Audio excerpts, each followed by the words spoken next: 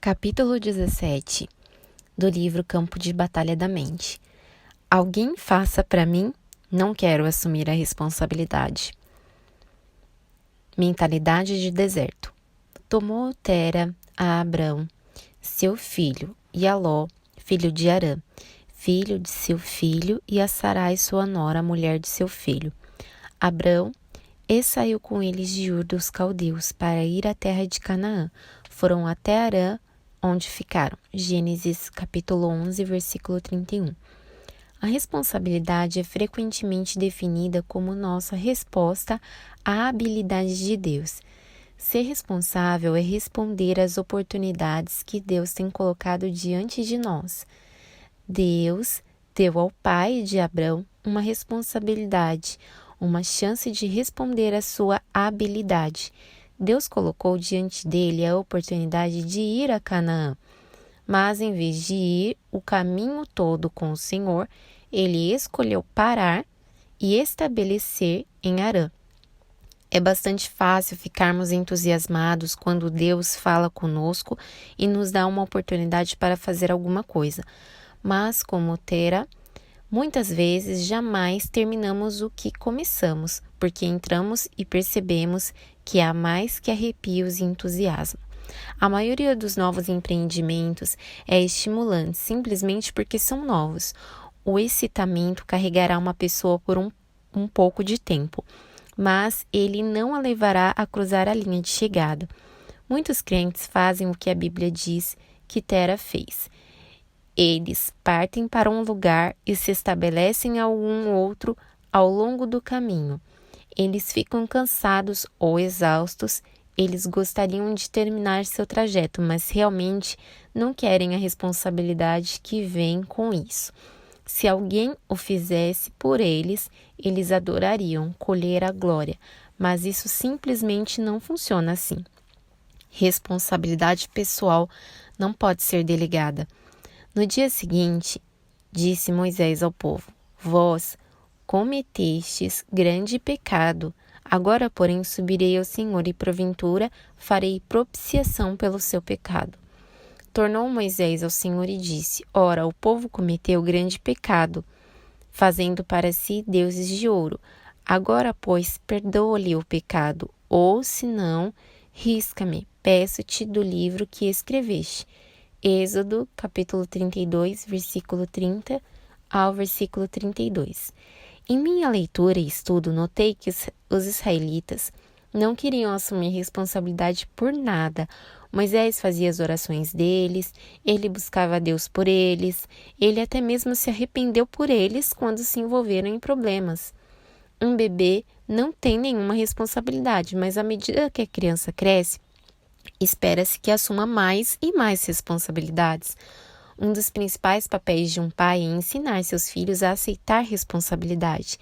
Deus deseja ensinar a mesma coisa aos seus filhos.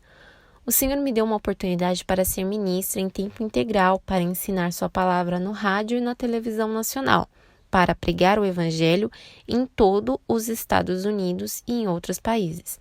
Mas assegurado que há o lado da responsabilidade desse chamado, do qual muitos nada sabem. Muitas pessoas dizem que querem ser ministros porque pensam que isso é um evento espiritual contínuo.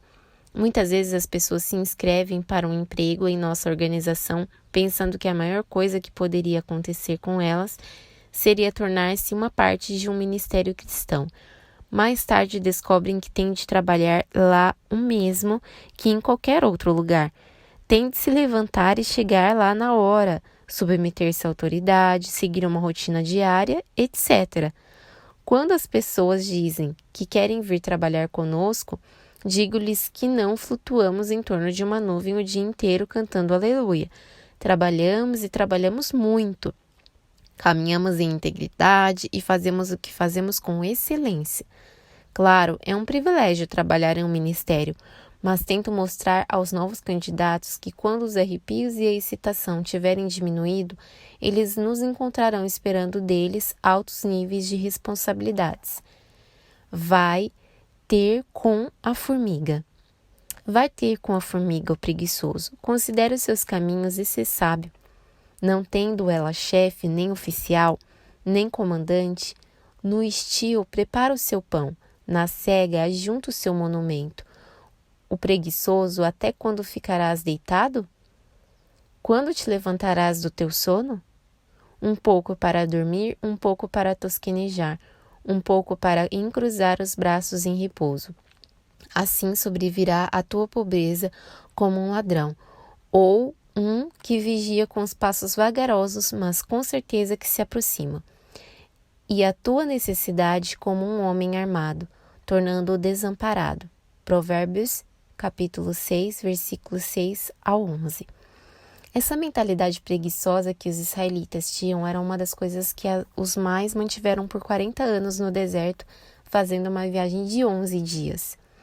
Gosto de ler essa passagem de Provérbios na qual nossa atenção é chamada para a formiga, que sem ter qualquer supervisor ou capataz, supre a si própria e a sua família. Pessoas que sempre têm de ter alguém empurrando-as, realmente jamais farão qualquer coisa grande. Aquelas que apenas fazem o que é certo quando alguém está olhando, também não irão longe. Devemos ser motivados de dentro para fora, não de fora para dentro.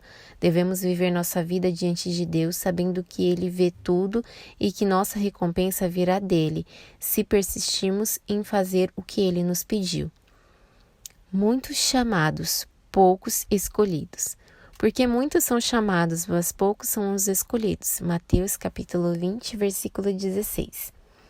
Certa vez ouvi um professor de Bíblia dizer que esse verso significa que muitos são chamados ou lhes é dada uma oportunidade para fazer alguma coisa para o Senhor, mas muito poucos desejam assumir a responsabilidade para responder a esse chamado. Como mencionei em um capítulo anterior, muitas pessoas têm força de desejo, não força de caráter. Pessoas com mentalidade de deserto querem ter tudo e fazer nada. Levante-se e vá. Sucedeu depois da morte de Moisés, servo do Senhor, que este falou a Josué, filho de Num, servidor de Moisés, dizendo: Moisés, meu servo, é morto. Dispõe-te agora, toma seu lugar. Passa este Jordão, tu e todo este povo, a terra que eu dou aos filhos de Israel. Todo lugar que pisar a planta do vosso pé, vou-lo tenho dado como eu prometi a Moisés. Josué capítulo 1, versículo 1 e 3. Quando Deus disse a Josué que Moisés estava morto e ele devia tomar o seu lugar e conduzir o povo através do Jordão à terra prometida, isso significava muita responsabilidade nova para Josué. O mesmo é verdade para nós. Quando nos adiantamos para reclamar nossa herança espiritual, jamais teremos o privilégio de ministrar sob a unção de Deus, se não desejarmos assumir nossa responsabilidade seriamente. Agora é tempo favorável. Quem somente observa o vento e espera que todas as condições sejam favoráveis, nunca semeará, e o que olha para as nuvens nunca cegará. Eclesiastes capítulo 11, versículo 4. Em 1993, quando Deus mostrou a mim e ao Dave que Ele queria que fôssemos à TV, Ele disse: estou lhes dando a oportunidade de ir à televisão. Mas se vocês não aproveitarem essa oportunidade agora, ela jamais se apresentará a vocês de novo. Talvez se Deus não nos deixasse saber que as oportunidades eram para aquele momento em particular, apenas poderíamos ter procrastinado. Afinal de contas, estávamos finalmente em uma posição em que poderíamos nos sentir confortáveis. Por 9 anos estivemos no processo de dar à luz aos ministérios Vida na Palavra. Agora Deus subitamente estava nos dando uma oportunidade para alcançar mais pessoas, o que desejamos fazer de todo o nosso coração. Entretanto, para fazer isso, teríamos de deixar nossa posição confortável e assumir novas responsabilidades. Quando o Senhor pede ao seu povo que faça alguma coisa, há uma tentação para esperar por uma época conveniente. Atos 24, versículo 25. Há sempre uma tendência para reter até que não nos custe nada ou não seja tão difícil. Encorajo-o a ser uma pessoa que não tenha medo de responsabilidade. Ao encontrar resistência, você construirá a sua força. Se fizer apenas o que é fácil, sempre permanecerá fraco. Deus espera que sejamos responsáveis e tomemos conta de tudo que Ele nos dá. Façamos alguma coisa com isso que produza bom fruto. Se não usarmos os dons e talentos que Ele tem nos dado, então não estaremos sendo responsáveis com o que Ele nos tem confiado. Esteja preparado. Vigiai, pois, dai muita atenção e sede cautelosos e ativos, porque não sabeis o dia nem a hora. Mateus capítulo 25, versículo 13. Mateus 25 é um capítulo da Bíblia que nos ensina o que devemos estar fazendo enquanto esperamos a volta do Mestre. Os primeiros 12 versos mostram as 10 virgens, 5 que eram tolas e 5 que eram sábias.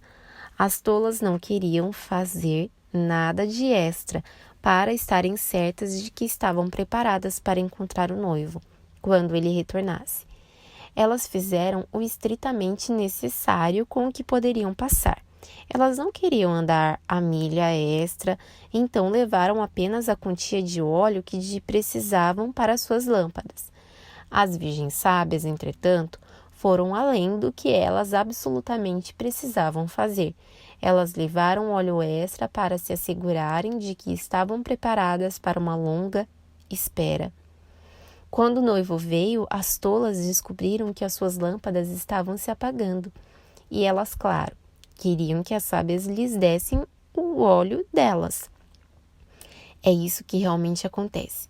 Pessoas preguiçosas e procrastinadoras sempre querem que aqueles que trabalham duramente e assumem suas responsabilidades façam por eles o que eles mesmos deveriam fazer. Use o que lhe foi dado. Servo mau e negligente. Mateus, capítulo 25, versículo 26. Mateus 25, então, registra uma parábola que Jesus contou sobre 3 servos, aos quais foram dados talentos que pertenciam ao mestre deles.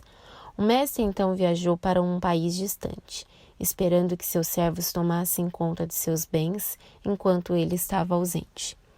O homem que recebeu 5 talentos usou-os. Ele os investiu e ganhou outros 5. O homem a quem foram dados 2 talentos fez o mesmo. Mas o homem a quem foi dado 1 talento o enterrou no solo porque estava muito amedrontado. Ele estava com medo de sair e fazer qualquer coisa. Ele teve medo da responsabilidade. Quando o mestre retornou, ele elogiou os 2 servos que haviam tomado os talentos que ele havia dado e tinham feito alguma coisa com isso. Mas ao homem que enterrou seu talento e nada tinha feito com ele, o mestre lhe disse: servo mau e negligente. Ele então ordenou que seu único talento lhe fosse tirado e dado ao homem com 10 talentos, e que o servo preguiçoso e negligente fosse severamente punido. Encorajo-o a responder à habilidade que Deus tem colocado em você, fazendo tudo o que você puder com ela, para que quando o mestre retornar, você possa não apenas dar-lhe o que lhe deu, mas outro tanto. A Bíblia claramente nos mostra que a vontade de Deus é que produzamos bons frutos. João capítulo 15, versículo 16. Lançando o cuidado, não a responsabilidade. Humilhai-vos, portanto, sob a poderosa mão de Deus, para que ele, em tempo oportuno, vos exalte, lançando sobre ele toda a vossa ansiedade, porque ele tem cuidado de vós. 1 Pedro, capítulo 5, versículos 6 e 7. Não tenha medo da responsabilidade. Aprenda a lançar seu cuidado, mas não a sua responsabilidade. Algumas pessoas aprendem a não se preocupar com coisa alguma, tornando-se especialistas em lançar seu cuidado. Elas se tomam tão confortáveis que também lançam sua responsabilidade. Ajuste a sua mente para fazer o que está à frente e não fuja de nada só porque parece desafiador. Lembre-se sempre de que, se Deus lhe dá tudo o que você pede, há uma responsabilidade que vem junto com a bênção. Se você tem uma casa ou um carro, Deus espera que você tome conta disso. demônios da preguiça podem atacar a sua mente e seus sentimentos, mas você tem a mente de Cristo. Você certamente pode reconhecer o engano do diabo e ir além dos seus sentimentos e fazer o que sabe que é certo. Pedir por alguma coisa é fácil. Ser responsável por ela é a parte que desenvolve o caráter. Recordo-me de uma época em que eu fiquei tentando convencer o meu marido a comprar uma casa perto de um lago. Um lugar onde pudéssemos ir para descansar, orar, estudar, um lugar para fugir de tudo. Disse-lhe como seria maravilhoso como os nossos filhos e netos poderiam usufruir e mesmo como poderíamos levar nossa liderança para lá e ter encontros de negócios e tempos gloriosos em oração juntos. Tudo parecia muito bom. E era muito bom para o meu emocional, mas Dave ficava me dizendo tudo o que teríamos de fazer para cuidar dela. Ele me lembrou de como já éramos ocupados e que não tínhamos tempos para assumir responsabilidade de outra casa. Ele me falou sobre o cuidado com a grama, a manutenção, os pagamentos, etc. Ele disse que seria melhor alugar um lugar quando precisássemos sair e não assumir a responsabilidade de ter um. Eu estava olhando para o lado emocional do assunto e ele para o lado prático. Sempre que tomamos uma decisão, devemos olhar para ambos os lados, não apenas o que será agradável, mas a responsabilidade que exigirá. Um lar junto a um lago é perfeitamente bom para aqueles que têm tempo para colocar nele, mas nós realmente não tínhamos. Bem no íntimo eu sabia disso, mas de vez em quando durante o ano tentei convencer Dave a comprar um. Estou feliz porque ele se manteve firme. Se ele não tivesse, tenho certeza de que teríamos comprado a casa e manteríamos por algum tempo e provavelmente acabaríamos por vendê-la, porque dava muito trabalho. Quando isso terminou, amigos nossos compraram uma casa junto ao lago e nos deixam usá-la quando nossa agenda e a deles permitem. Se você for sábio, descobrirá Deus satisfazendo suas necessidades. Qualquer um andando na mente de Cristo caminhará em sabedoria, não em emoções. Seja responsável.